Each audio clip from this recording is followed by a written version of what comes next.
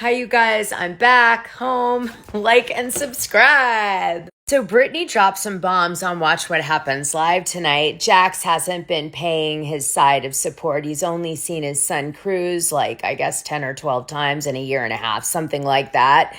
And they're not divorced yet. Neither of them got the paper in. It was supposed to happen yesterday and didn't. And they're going to hopefully be done by October. Jax and Brittany are worse than ever, and he's not going to therapy, and they think he's still doing some drugs or some alcohol, something. He's not sober, in other words. And Brittany's response to Jax being let go of the show for the season was, I think it was a great decision. Whoever did it. Well, by now you guys have heard that Jax Taylor made this announcement. After an incredibly challenging year and many honest conversations with my team and producers, I'll be stepping away from the next season of The Valley, season 3. He said in a statement, "Right now my focus needs to be on my sobriety, my mental health, and my co-parenting. Taking this time is necessary for me to become the best version of myself, especially for our son, Cruz." Now, you know me, I wouldn't be reading you old news unless I had a reason. Now, before we go down this path too far, because this is all blah, blah, let me remind you what was said in the Variety article by Nia Sanchez Bucco. She said, gosh, when she found out that Jax Taylor might be leaving for season 3. I mean, we wouldn't have The Valley if it weren't for him, Kristen, and Brittany. I feel there needs to be acknowledgement that it's his show. His show, everybody. I'm going to show you proof that Alex Baskin is feeling the same way. He's made it very clear over and over, Bucco said. It's his show. He casts it, he produces it, he does everything. Taylor is not credited producer on The Valley. No, he is not, but he might as well be. Watch this tightrope that Alex Baskin is walking on right now. Our job is to tell the full story, Alex told Variety in an interview published June 17th. If we didn't tell the story in its completeness, then we would be covering up something that really happened and denying Brittany the chance to share what she's been through. I don't think that's really platforming an abuser as much as that is platforming the story, which includes Brittany's experience as well as Jax. He added, "We're all trying to figure out how to tell the story responsibly and fairly in a way that is entertaining and real, but that doesn't put a gloss on what is really happening." Now, I know you guys have heard all this, but we have to repeat it because I want to remind you of something before we get into the finale. Jax Taylor is making the highest pay on the show. Higher than Brittany and Kristen Doty. They're making $20,000 to $25,000 per episode. He's making $30,000 per episode. So what does that tell you about his importance to Alex Baskin, Evolution? Well, I mean his new company, whatever, Baskin Robbins or whatever the hell his company is called, and 21 Flavors or I can't remember.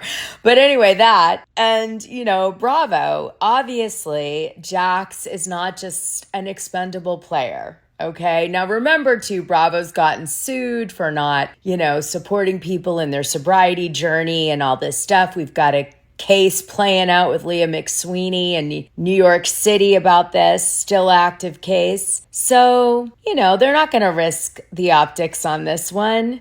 And I wouldn't be surprised if Jax is getting paid just to sit this one out. Kind of like we saw with Kenya Moore. They are willing to do that sometimes without firing you. But doesn't it make you feel better that they kind of acknowledged you guys? I mean, how could Brittany Cartwright top Weight Watchers?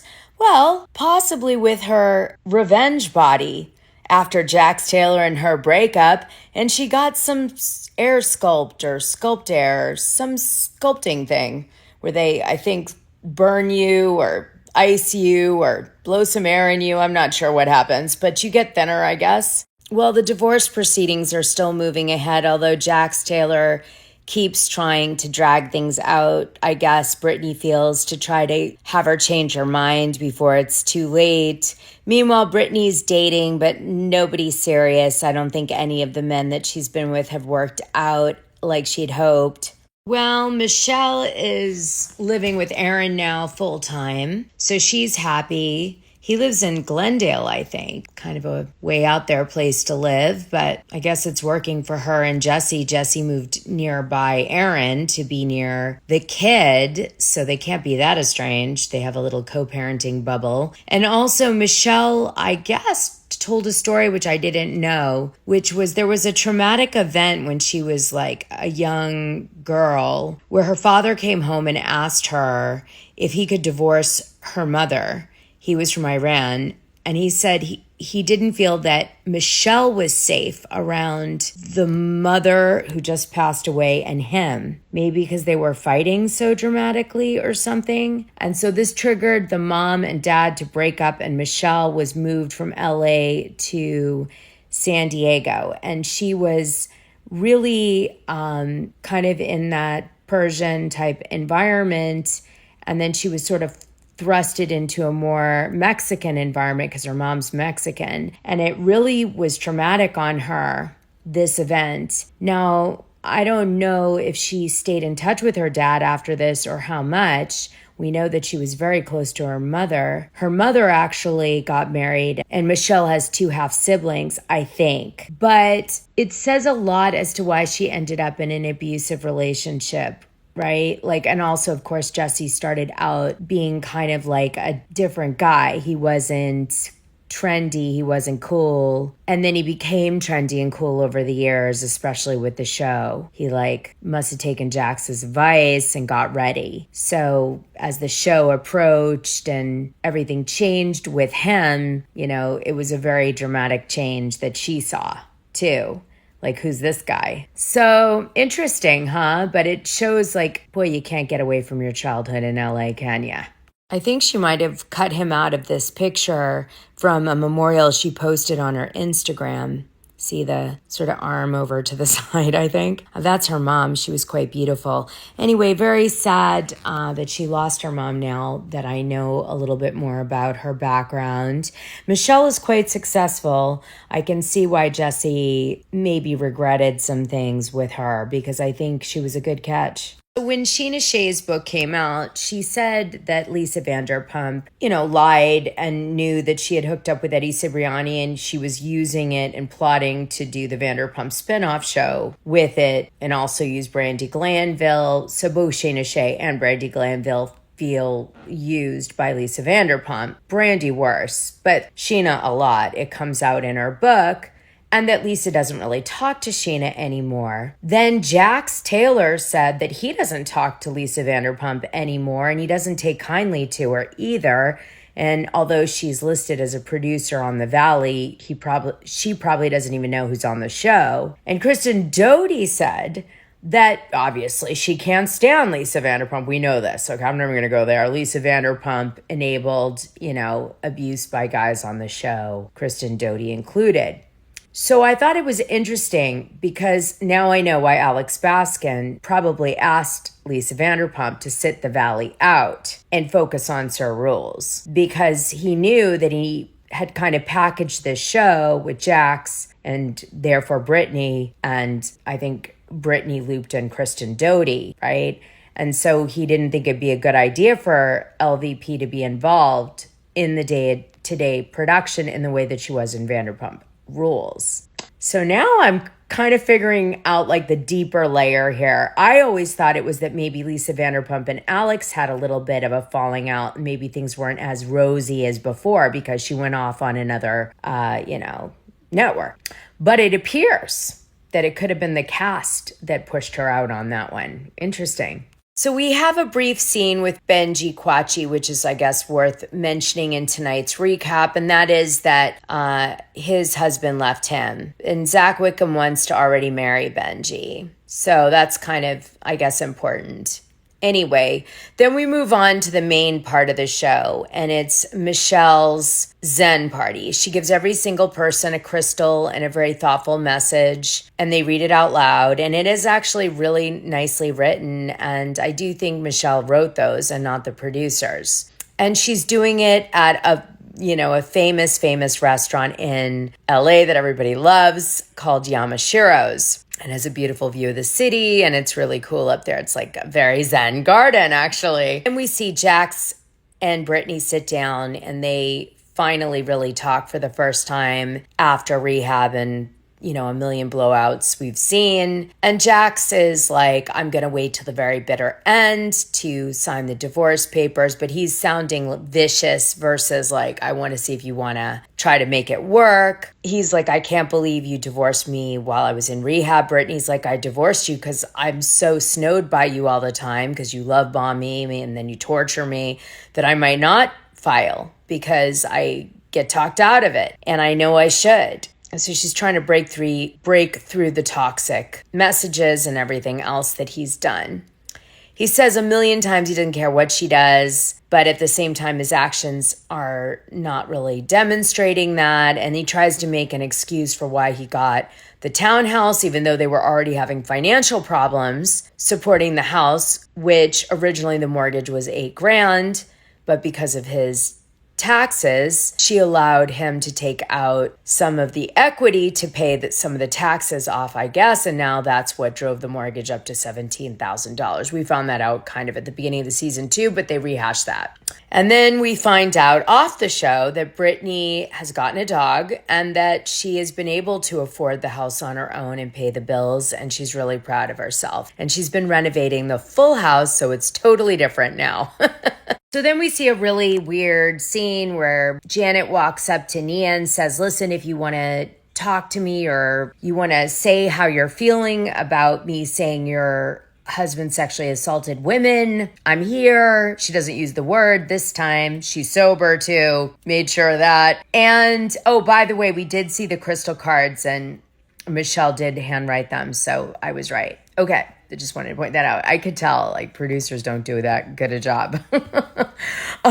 Anyway, so yeah, Nia has nothing to say to her. She's like, I don't even really want to be friends with her. We jump to a confessional and she's like, Janet, I don't care to even talk to her after what she said about my husband. So it's awkward. They're polite. They both walk away. Then we jump and Jax has become unhinged. I don't know what's made him unhinged, but he is like on a roll and his filter is off. And first, he's trying to get Jesse to go with him and kind of pounce on Danny Bucco about Dark Danny. And Jesse won't partake in it. So, because he doesn't understand what the hell Jax is really obsessing about. And it seems that, to Jesse anyway, that Jax is obsessing about people thinking that Nia and Danny have a perfect life and are perfect people, and they're not showing anything on the reality show about what's real, and they're pretending.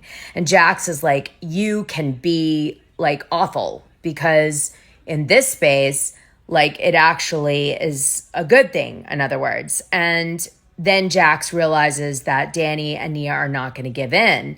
So he starts acting more and more crazy because he's trying to give the show a finale. I know that's what that was. It was so produced, I could tell. Now, Kristen was worried that Jax was going to look like a complete bully yelling at Nia. So she gets in between Jax and Nia and also wanted to protect Nia because Nia's her good friend off camera, but also was aware that Jax was going to look like really aggressive, just yelling at Nia, right? And Danny's just standing there. So Kristen gets in between them and she kind of takes over for Nia. And because Nia's not a fighter. And Jax just is raging. And, that's it. I mean, he's really unhinged in the scene. But again, I think he's like, we got to make a finale out of this. And so far, it hasn't happened. Now, why do I say this? Because if you ever watch Jax talking in any interview, he's like, I know how to make good reality TV. I know how to, be compelling, upset people, make them talk, make people polarized. He's so aware of what he does to people. So we see all these different altercations. And then Sheena Shea says, why did you muddy my name in, the show, basically by saying that I was bringing Emma around to stir up stuff and hurt Michelle because Michelle and Sheena are friends. And of course, Janet and Sheena are friends. So this has to do with this little group. And so then what happens is Kristen's like, because you said I did. And she starts jumping in and then it involves Janet, because now Janet also, was alleging that Kristen brought this girl, Jenna, in, who was dating Aaron, to upset Michelle. And there's all this like back and forth between Kristen and Janet. And then they jump to when Janet uses sexual assault to describe what Danny Bucco did to the Jasmine and her wife or fiance or whatever, her fiance. And so then they get into it, and she's like, why won't you apologize for saying you want to beat me up and calling me a whore? And Kristen's like, it wouldn't bother me. And then she was like, no, it would bother you, and you'd make a whole thing out of it. And then Jason jumps in, protecting Janet and saying, yes, Kristen, that's true. And they kind of continue the fight. And Janet and Kristen are like getting loud. And again, they're trying to make a finale. So then Zach has a total breakdown, and he's probably on coke. Let's just say it for what it is. And he's screaming at everybody, including Brittany, like, why aren't you there for me? You're not a good friend. And then he ends up crying. And Benji's like, he's like, no one's here for me. And Benji's like, but I'm right here and I'm holding you. Like, thanks a lot, buddy, after our love scene just like 10 minutes ago. And then Jasmine announces that she's going to ask her girlfriend to marry her. That's, yeah. So they're getting engaged. Okay. And that's it. Now, let me remind you of something. Oh, Danny Bucco mentioned that Jax Taylor had slept with his waitresses and hostesses, and that he had heard that. I forgot to mention it. So these are the candidates for season 3. Tom Sandoval, Tom Schwartz, Ariana Maddox's brother, Jeremy Maddox, and Aaron Nosler's ex-girlfriend, the girl Emma, I think, that they brought into season 2 a few times and was brought up at the finale. So she might show up. And then Lacey Nicole, that's Jesse Lally's current girlfriend. So that's it. You guys, what do you think? Next week, we got a 3-part reunion. Get ready. Get ready.